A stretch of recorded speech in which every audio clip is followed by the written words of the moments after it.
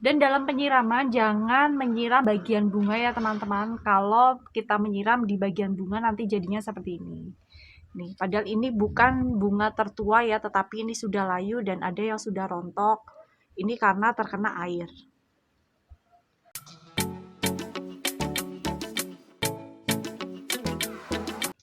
Assalamualaikum teman-teman pecinta anggrek. Selamat datang kembali di channel aku, Devi Anggina. Terima kasih udah klik video ini dan aku ucapkan selamat datang untuk teman-teman yang baru di channel aku. Jangan lupa subscribe dan nyalakan tombol notifikasinya agar kalian tidak ketinggalan video-video dariku. Nah, siapa sih yang nggak pengen anggrek bulannya selalu berbunga seperti ini? Nah, pada video kali ini aku mau berbagi tips bagaimana cara merawat anggrek bulan bagi pemula. Tips yang pertama yaitu pemilihan pot. Usahakan dalam memilih pot kita memilih pot yang banyak lubang ya teman-teman. Kalaupun bukan pot keramik atau pot gerabah seperti ini, teman-teman bisa menggunakan pot plastik yang banyak lubang minimal di bawah, atau bisa kita tambah di bagian sampingnya, kita tambah pot. Nah, sebenarnya pot yang ideal untuk anggrek, terutama anggrek bulan, adalah pot gerabah seperti ini yang memiliki banyak lubang. Kenapa pot gerabah? Karena bahannya bisa menyerap air ya teman-teman. Jadi untuk kemungkinan terjadi endapan di bagian dasar pot sangat tipis. Jadi lebih baik teman-teman menggunakan pot gerabah seperti ini. Lalu tips yang kedua yaitu jangan terlalu sering menyiram. Apalagi kalau teman-teman masih menggunakan moss bawaan dari nursery seperti ini misalnya. Nah, kalau menggunakan moss, ini akar kadaka ya teman-teman, atau moss hitam. Dan biasanya di nursery menggunakan moss hitam seperti ini atau sphagnum moss yang warnanya putih. Yang warnanya putih misalnya yang seperti ini. Nih. Seperti ini ya teman-teman. Nah, kalau teman-teman belum membongkar media, masih menggunakan moss bawaan, usahakan jangan terlalu sering menyiram. Lalu kapan kita bisa menyiram? Apabila teman-teman masih menggunakan sphagnum moss, yaitu kita tentukan dulu medianya kira-kira sudah kering atau belum, atau setengah kering ya. Kalau masih basah, jangan disiram. Kalau aku biasanya seperti ini ya, ini aku menggunakan akar kadaka. Ini bisa aku siramnya pun aku cuma spray aja sekitar 4 hari sekali. Nih, nah kalau sudah seperti ini sudah kering ya, ini bisa kita siram. Dan teman-teman juga hati-hati, biasanya bagian atas kering tetapi bagian bawahnya masih sangat basah. Jadi kita harus tetap cek bagian dalam, apalagi kalau menggunakan soft pot seperti ini kan terlihat kan teman-teman. Dan dalam penyiraman jangan menyiram bagian bunga ya teman-teman. Kalau kita menyiram di bagian bunga nanti jadinya seperti ini. Nih, padahal ini bukan bunga tertua ya, tetapi ini sudah layu dan ada yang sudah rontok. Ini karena terkena air. Logikanya kalau bunga rontok pasti berawal dari sini ya teman-teman. Tetapi ini yang bagian agak ujung sudah layu karena terkena air. Sama juga dengan ini teman-teman. Lalu tips yang ketiga yaitu jangan salah kasih pupuk. Apabila teman-teman punya anggrek yang masih seedling seperti ini jangan dikasih pupuk pembungaan ya teman-teman. Walaupun kita pengen banget anggreknya segera berbunga, tetapi kalau masih seedling seperti ini ataupun masih remaja, jangan kasih pupuk pembungaan. Kasih pupuk pertumbuhan untuk anggrek pradewasa. Apabila sudah dewasa seperti ini boleh kita kasih pupuk pembungaan. Nah, untuk pemberian vitamin B1 juga jangan terlalu sering ya teman-teman, karena apabila kita terlalu sering mengaplikasikan vitamin B1, nanti tanamannya bisa kerdil. Lalu tips yang keempat yaitu penempatan.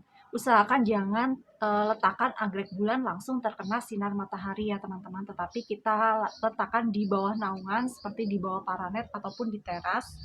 Atau bisa saja kita letakkan di dekat pohon yang agak rindang agar daunnya tidak terbakar. Karena anggrek bulan sendiri dia hanya memerlukan intensitas cahaya sekitar 30%.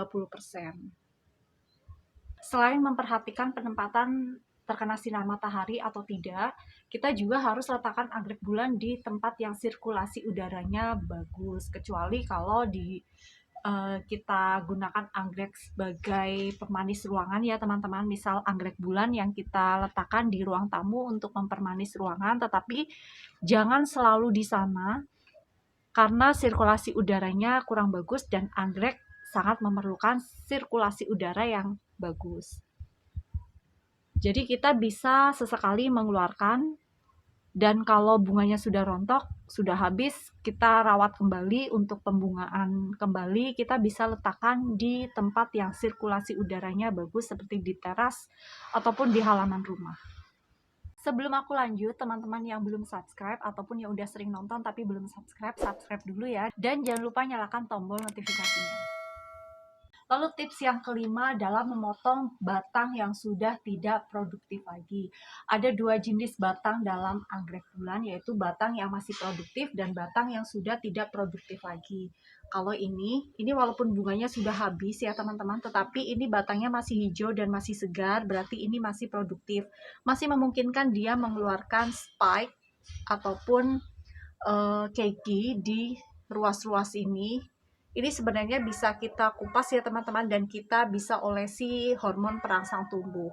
Begitu juga dengan yang sebelah sana. Ini masih memungkinkan untuk menumbuhkan keiki ataupun batang bunga. Nah, seperti ini ya teman-teman. Ini walaupun batangnya sudah gundul seperti ini, tapi dia masih mau mengeluarkan spike ataupun keiki. Ini kita nggak tahu, tapi ini kayaknya spike sih. Ini bakalan bisa ramai lagi, dan untuk batang yang sini pun masih bisa menumbuhkan spike. Begitu juga dengan ini nih teman-teman. Ini juga sudah kelihatan calon spike-nya nih di sebelah sini. Ini udah kelihatan ada calon spike di sini. Ini biasanya kalau anggrek bulannya sehat, ditandai dengan akar yang sehat dan daun yang sehat, biasanya dia akan segera menumbuhkan spike baru.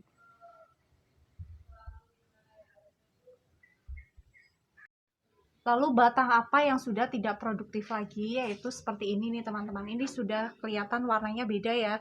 Kalau yang masih produktif, dia warnanya hijau seperti ini. Kalau sudah tidak produktif, warnanya sudah mulai kuning dan kering seperti ini. Nah, ini perlu kita potong. Potongnya pun dari pangkal ya. Begitu juga dengan yang ini. Karena ini sudah tidak mungkin untuk menumbuhkan keiki ataupun spike. Nah, setelah kita potong dan kita rawat dengan baik, kalau akarnya bagus, ini ya akar bagus ditandai dengan akar berwarna silver dan ujungnya berwarna hijau biasanya. Akarnya bagus, daunnya bagus, nanti dia akan segera mengeluarkan spike baru di sela-sela daun atau di ketiak daun. Lalu tips yang keenam yaitu pencegahan hama. Untuk pencegahan hama, kita harus menyemprotkan fungisida minimal 1 minggu sekali atau 2 kali dalam seminggu apabila hujan berturut-turut. Karena anggrek bulan juga rawan busuk ya teman-teman, makanya kita jangan sampai lupa untuk menyemprotkan fungisida. Nah, untuk insektisida, biasanya anggrek bulan sering dihinggapi oleh lalat buah yang nanti terjadi bercak-bercak kuning di bagian daunnya. Atau juga biasanya ulat, nih waktu itu pernah terjadi serangan ulat di sini, jadi dia makan pucuk daun di sini. Untung segera ketahuan dan aku ambil ulatnya. Untuk pencegahan dari serangga, kita bisa menyemprotkan insektisida 1 bulan sekali di musim penghujan dan 2 kali dalam 1 bulan di musim kemarau. Untuk bunga pun biasanya sering terjadi serangan dari lalat buah ya teman-teman. Kalau masih knop biasanya nanti dia akan gagal mekar. Dan kalau sudah mekar biasanya daun ini mekarnya nggak cantik, ada bercak-bercak di kelopaknya dan cepat sekali rontok.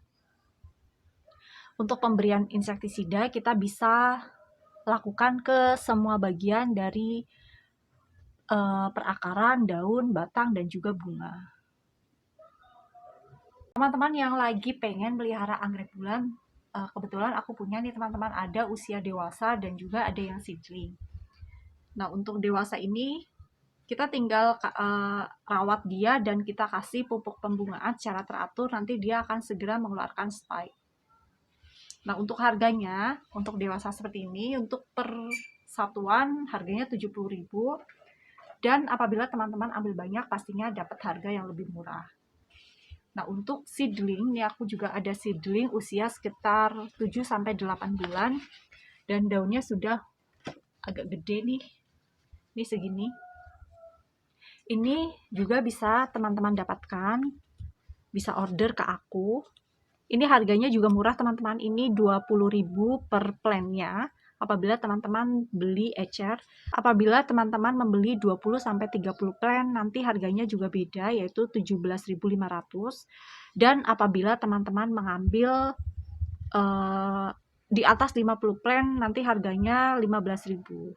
Nah, cocok banget buat teman-teman yang pengen belajar nanam anggrek ataupun pengen jualan anggrek, karena ini kalau di luaran juga harganya pasti di atas itu ya teman-teman. Apalagi daunnya sudah sebesar ini. Nah, yang di sini ini cuma contoh ya teman-teman. Untuk stoknya ada banyak sekali di kebun. Kalau yang ini usia seedling dan dewasanya contohnya seperti ini. Dan nanti ada di kebun juga kurang lebih sama seperti ini. Teman-teman yang mau order, WA aku ya, nomor WA aku ada di deskripsi channel. Lalu tips yang ketujuh atau yang terakhir, apabila anggrek bulan teman-teman mengalami layu atau kelihatan kurang sehat, jangan ragu untuk membongkar medianya dan melakukan repotting. Nah, siapa tahu di dalam sini ada masalah, makanya kita perlu membongkar dan juga repotting. Apabila kita langsung hanya semprot fungisida atau insektisida di bagian daun, kita nggak tahu masalahnya apa, makanya perlu kita bongkar dan kita ganti medianya. Itu tadi 7 tips dalam merawat anggrek bulan bagi pemula. Mudah-mudahan bermanfaat. Jangan lupa like, komen, dan share videoku agar bisa dinikmati oleh teman-teman pecinta anggrek di seluruh Nusantara. Selamat berkebun dan wassalamualaikum warahmatullahi wabarakatuh.